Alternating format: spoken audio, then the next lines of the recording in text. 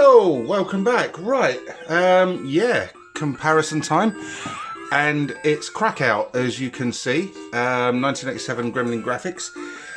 We're going to see it on the MSX, the Spectrum, Commodore 64, BBC Micro, and the Amstrad. MSX is going to go first, but the rest of the versions aren't necessarily in that order. I'll decide that as and when I do it. Now, this is a game I've wanted to do for a while, and I've decided to get round to it today because, for one, it gives me an excuse to get the MSX back out on the desk, and I've neglected this machine for a while. Similarly, the BBC Micro.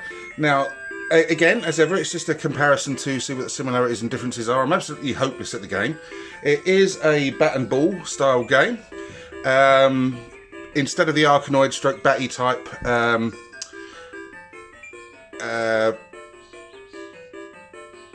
design where the blocks are above you on the top of the screen, they're on the side this time, and you'll see what I mean. Those of you familiar with Krakout, you'll know. Now, I did play this when I first got the C64 Mini, sorry, the C64, and meant to do this comparison then, but one reason or another I bleeding forgot. So let's have a look at the options that we have here. We have options to have the bat on the left of the screen or the right hand side, the sound effects on or off, ball speed between 1 to 6. I've gone for 4. 3 is a bit slow, 5 and 6 are just bedlam basically, and I lasted about 10 seconds. On 4 I can last about 30 seconds. The back control type, I don't really know what that means for the dual speed slow bit down there. Right, so Q returns us to the same. So let's see what options I've actually selected. So I've got the bat on the left of the screen. You can have it on the left or the right hand side, and the basically the screen is inverted. Right, okay, playing this with joystick, so it's not going to be very good. But it's just to have a look at the game, see what it's like. Now, MSX fans, did you enjoy this game? Let's press fire to start. So here we go. You can see what I mean. There we are. There's our bat. Ah! And 4 is just about controllable for me, he says, then loses a ball. The graphics are quite... Ooh, bloody hell. The graphics are quite nice. Everything's moving nice and swiftly. Nice sound effects. As you can see, you've got baddies to contend with, and you've also got power-ups you can get. Now, those baddies look very... This is a Gremlin Graphics game. They look very Jack the Nippery, if you know what I mean. And I've said before, bat and ball type games aren't actually my cup of tea, but I did enjoy Krakout when I played it on the C64. So hence searching out these other options. Right, you can see I've got the option to I've got the power up to elongate the bat. And there are various other ones. It's been so long since I played it, I can't actually remember what they all are. But yeah, the animation and detail on those little faces is quite nice. I think that ×2 is going to be a speed boost. So you see things are going a bit, slow at the moment. No, it shrunk it. Right, okay. So things are getting a bit more, oh bloody hell. There we go. Game over already. But we're going to try and have a little bit more fun with this. Now, I'm interested, for God's sake, interested to see how this fares, particularly against the Spectrum and Amstrad versions, as there's a lot of, I'm by no means an MSX expert, don't take anything I say as gospel, but I believe one of the big sort of criticisms is that the MSX is probably one of the more sort of underexploited of the machines. Well, some of the cartridge games are supposed to be fantastic, and I've got a couple, like King's Valley, that is a great game. But it was kind of saddled a bit with a lot of games that were, easy sort of Spectrum ports or Amstrad ports because of the similar sort of architecture. Sort of don't quote me on that. But I know quite a few people who are very, very loyal MSX fans. The Retro Shed. If you've ever watched that channel, that's a great channel. an MSX fan from from back in the day. It's one of the computers Barry had when he was younger. Oh, blimey, that was quick. So I never had one back in the day. The first experience I ever had of MSX gaming was last year when I got an MSX. And like I say, I played it for a short while and then kind of neglected it a bit, and I'm sorry about that really, because some people have been asking me to sort of continue MSX coverage, and bloody hell, I think if you were an MSX fan, you'd have enjoyed this back in the day. It's very playable, very decent. Like I say, I think speed number 4 is about right. Well, for Baz anyway. Everything else is just bonkers. Anything higher than that, well, I found it to be anyway. I know I'm crap at games, but I didn't want to go too slow. You'll have a bit of challenge, didn't you?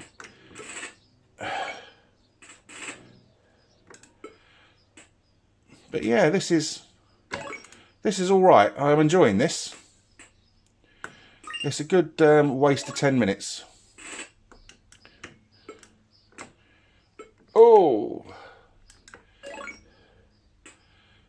yeah, good fun. Like I say, they're definitely Jack the Nipper graphics, I think. Souls. And there we go. Game over. Only a couple of screens there. But that's the MSX version of Krakout from Gremlin Graphics. Let's now look at... We will look at the Commodore 64 version. Okay, here we go. Commodore 64 version of Krakout from Gremlin Graphics. Immediately you notice the absolutely fantastic tune going on there from the sadly departed Ben Daglish. This is a brilliant soundtrack, one of many that he's responsible for on the machine. Right, okay, let's have a look at the options that we have here. We've got exactly the same. We can make the bat be on the left or the right. We'll have it on the left. I'll have the music on because I like the tune. Scrolling, don't know what that is. I don't know how you actually increase the speed on this. Oh, balls, I've pressed space and that started the game. Right, so here we go. And just listening to it is just fantastic.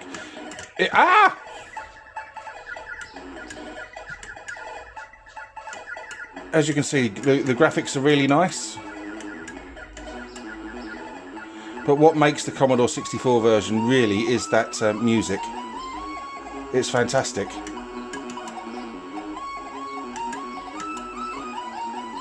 I could listen to it for ages.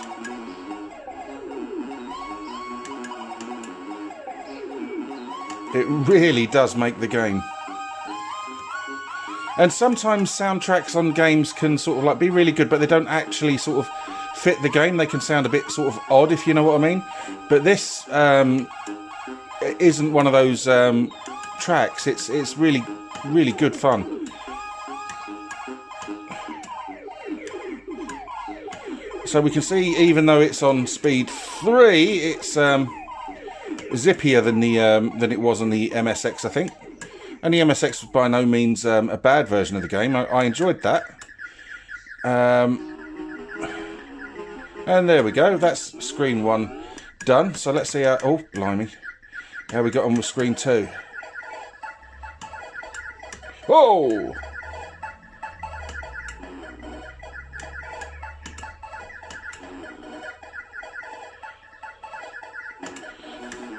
So yeah, I've kind of been a bit lazy over sort of recent weeks and months, and not really had the sort of get up and go to do all these like sort of multi-version comparisons that I started doing, because you know they're a bit of a they're not painful to do. You've got to sort of like learn whatever game it is you're trying to play. That way you can at least say you tried to learn it, even if you stayed crap at it.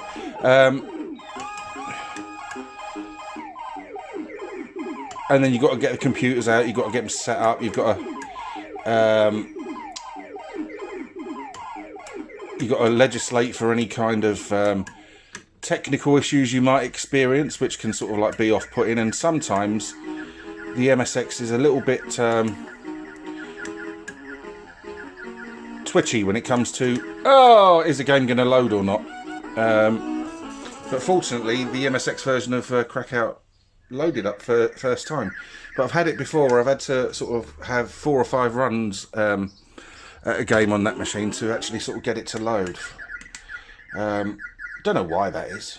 It all loaded in the end. But yeah, so Commodore 64 fans, your memories and impressions of this version. Yeah, so I'm just letting the ball do its own thing, yeah?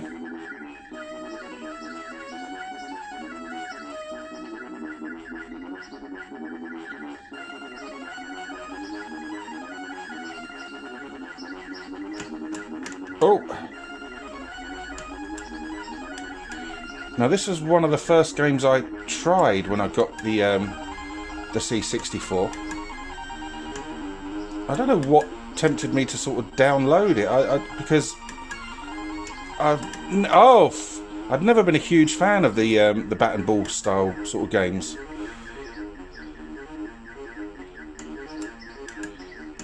Oh!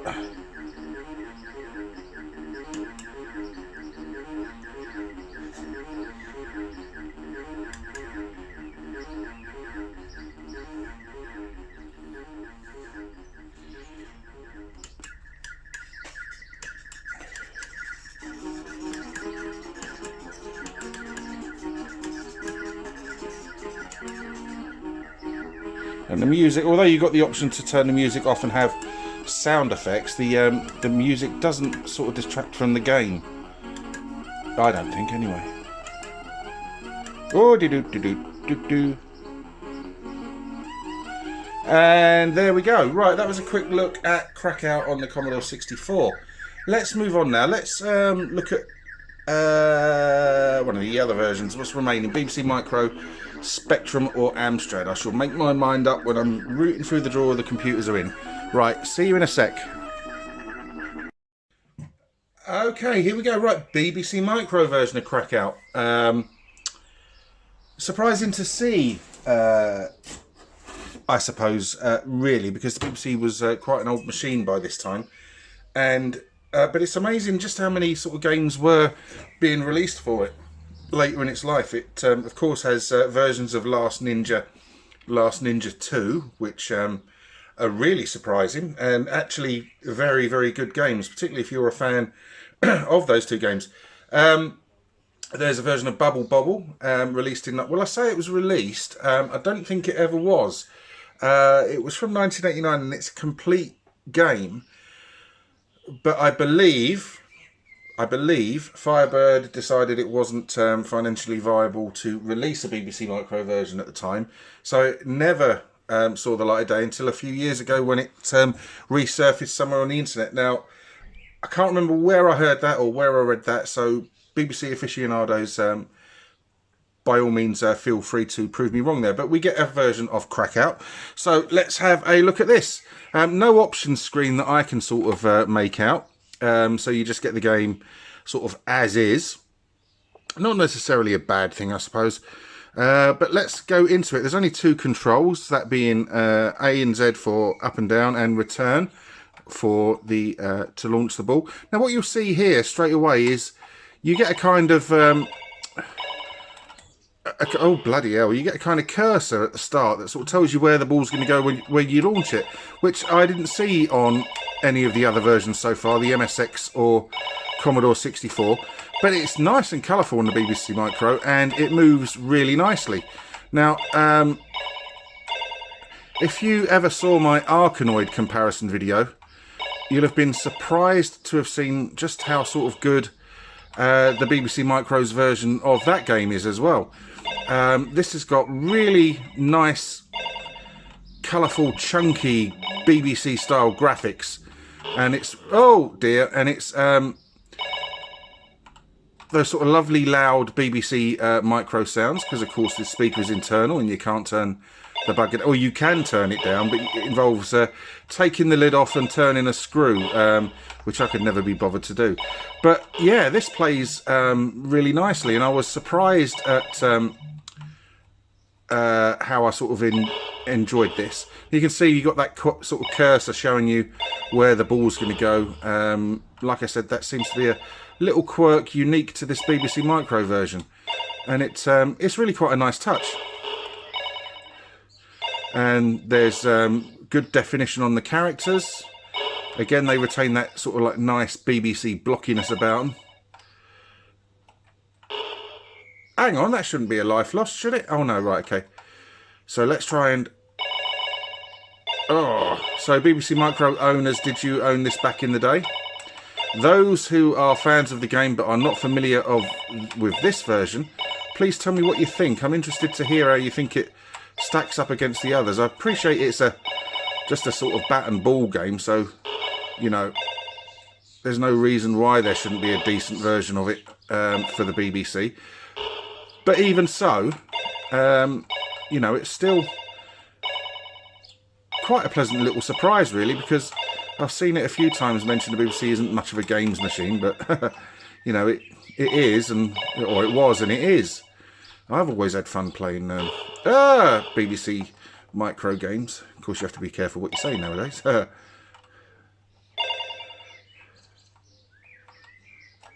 Oh, balls.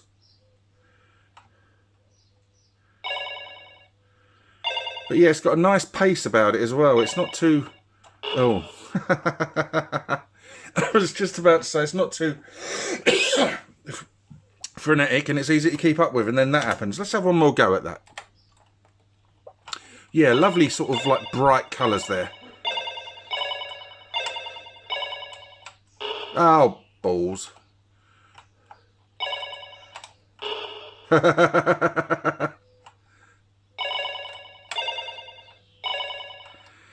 Oh! Oh dear. Last life already.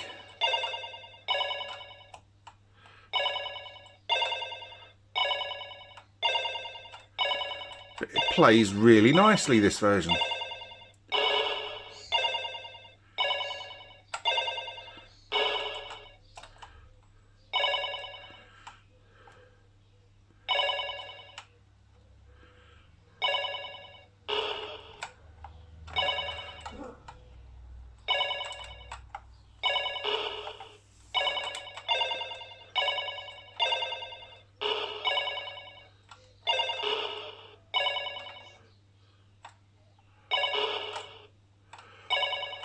Oh, oh well. Oh, I thought that was game over.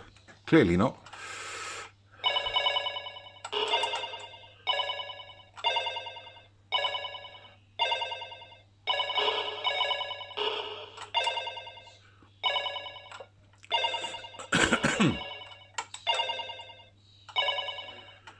There we go. We've closed off the end of the playing area there.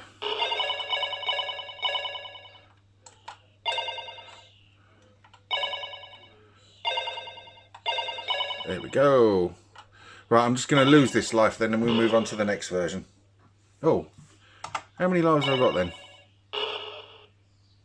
There we go. Yeah, really impressive game on the BBC Micro. Good fun. Right, let's move on. We'll have the Amstrad next. Okay, welcome back. Right, let's get the Amstrad version going, shall we? Using the USB to DDI3 doodah. Now, you'll remember I said way back at the MSX version, I said I was probably expecting these two versions to be, oh blimey, quite similar, which shows how much I know, because they're not particularly. The Amstrad version is, you know, quite distinguishable in its own right, and we'll see that in relation to the other versions that are coming up. Here we go, really nice loading screen for the Amstrad version of Krakout. Again, Amstrad owners, if you are fans of this particular version, please let me know. Go to the options. You see we have the same ones we have available for the MSX Commodore 64, I'm presuming the Spectrum, but not the BBC that I could find. Ball speed. You'll remember on the MSX I went for speed 4 because I found it a little bit slow on speed 3. But you'll see how I fare with it initially on speed 4 on the Amstrad. Here we go. Oh, I've forgotten to change the bleeding orientation of the screen. Never mind. Yeah, it's a little bit quicker on speed 4. So I've not fared too well on this, as you can see. So I've been playing it on speed number 3, the WIMP speed. So if we go for, get that going, we'll have the bat on the left and Q, and then fire to start. So here we go. Really nice, chunky, sort of colourful Amstrad style graphics there. I like the way this game looks. And you can see it's a little bit quicker than on speed 3 on the Amstrad, I think, than speed 4 on the MSX was.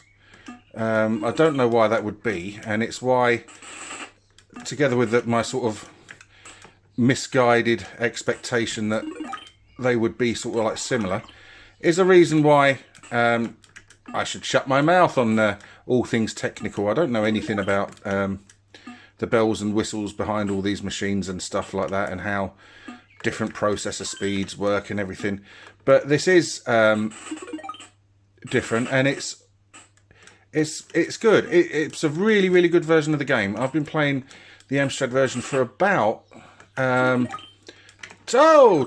25 minutes, and it's good fun. It's got all the same sort of like quirks and annoyances as the other ones, and bat and ball game types in bat and ball type games in general. But yeah, I'm sure Amstrad owners back in the day would have enjoyed this. And there's nothing wrong with this version at all. Oh, apart from I'm shit at it, as you can tell.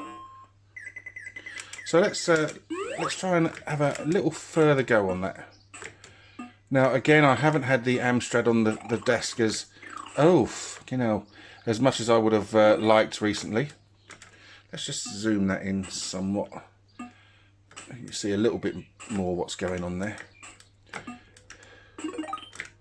Oh! Yeah, I really like this version. I've liked all of them that I've played, to be fair.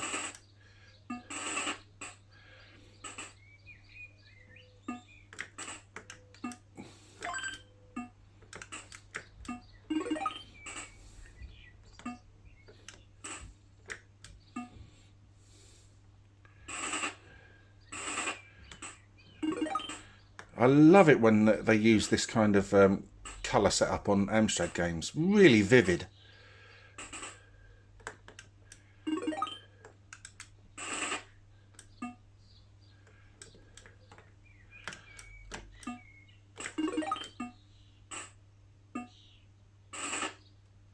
Hey, there we go.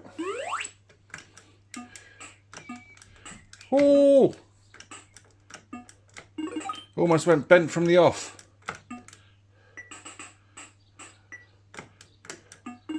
Oh, good save, Baz, good save. Bloody hell. Oh, flipping heck. That's the only problem I have with games like this. They're often too quick for my eyes, even on sort of like slow speeds.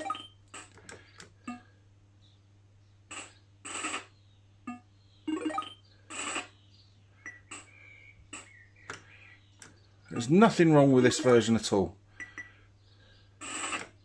Oh. And there we go. Yeah, Amstrad version of Krakout there. Right, let's move on to the final version, which is the Spectrum version.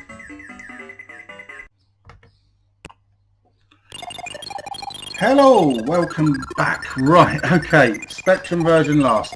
Unfortunately, I have had to revert to Spectaculator for this. The reason being, I use the PlayZX app and an MP3 cassette converter to load games into the Spectrum. And there was 2 files for Krakout on PlayZX, but they both seem to be a cracked version titled Krakout 2, and the levels are entirely different. So I've had to come and record from Spectaculator to show you the Spectrum version.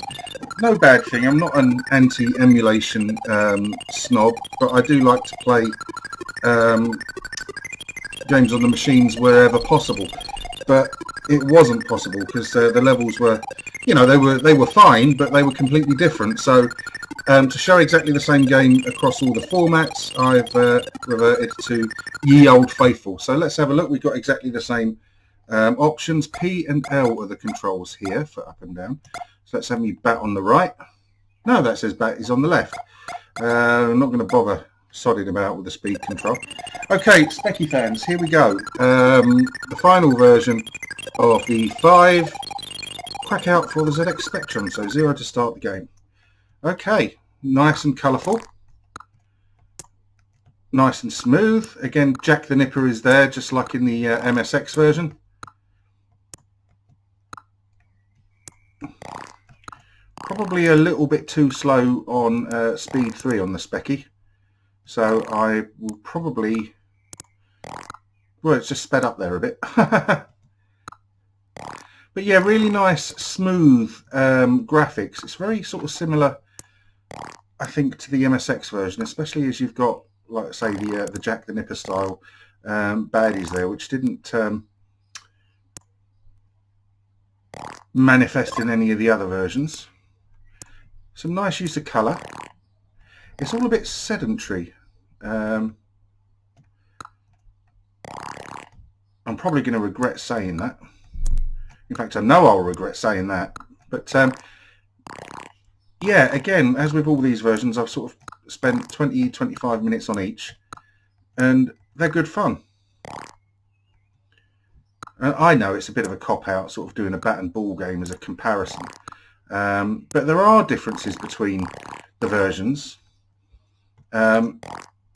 which we've seen. I suppose that you could say the MSX and Spectrum versions were the closest together in terms of look, styles and play.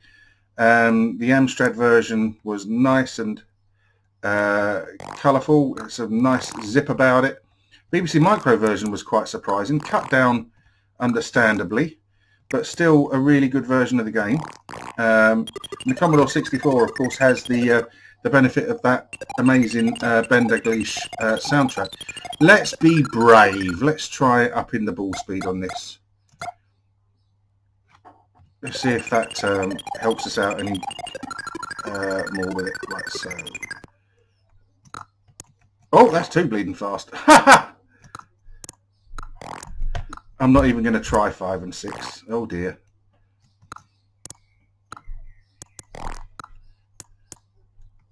Ah! Right, I've got my eye in now. Let's have a proper go at this.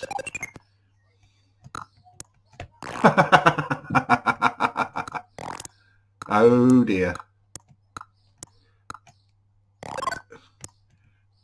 Oops. If I can get that elongate, that's it. That might make things... I was just about to say that might make things easier. Did it arse? Right. Come on, I've got to give at least a semi-decent showing of the Spectrum version.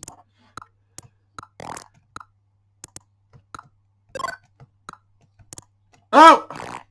It's not going to happen. Whoa! Oh, bloody hell. This is all going Pete Tong. Does anyone say that? Well, obviously people say that anymore, because I just said it. It used to be a sort of very popular catchphrase in the 90s, didn't it? It's all gone Pete Tong. Oh, for God's sake.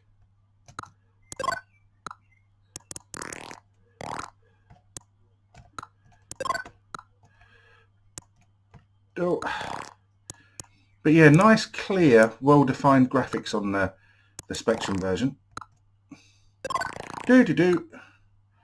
Bugger off, Jack.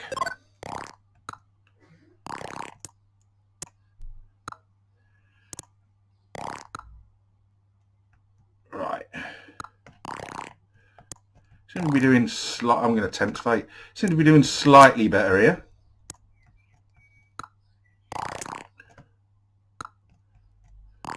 Oh, piss off. Just the old squidgy, farty sound effects. I don't know why there isn't any kind of decent sort of AY sound on this version. Oh dear. Oh, where's it going? Oh, for God's sake. Oh, at least I've got on the second screen. Right. Okay, come on. Let's try this again. Ha! This is woeful, even by my standards. I'll tell you what, let's quit that. Let's put it back to 3. Because clearly Baz can't handle the pace. Mind you, I started off on 3, didn't I? And I was shit.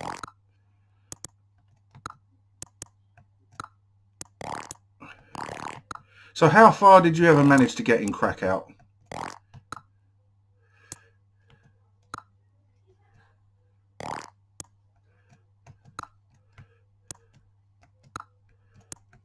Oh!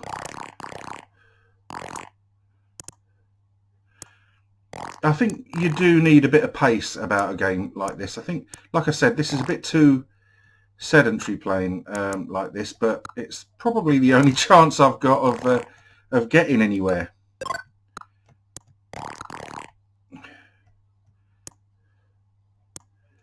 Right, let's try and get that E. No.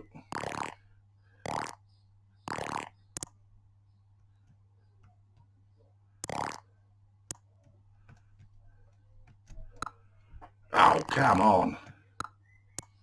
Ow! Balls.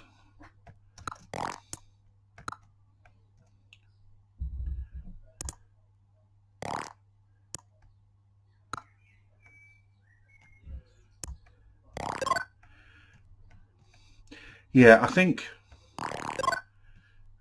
more zip is needed, really. But like I said, you know, that would just go far too fast for my eyeballs. But it is what it is. And there we go. We should... Hey, what's... Oh, have I got... Oh, bollocks. Oh, right. So... for God's sake. Ah. Whoa. That one was close.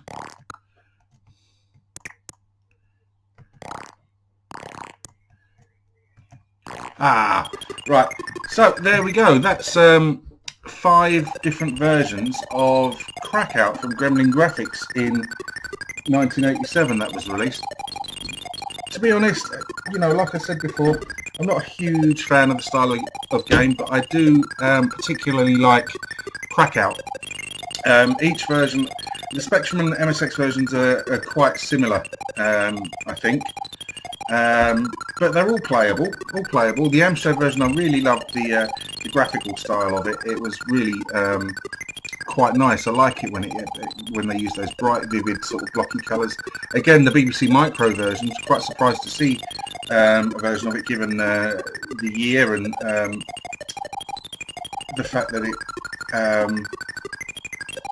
can't remember what I was going to say, but it played really well.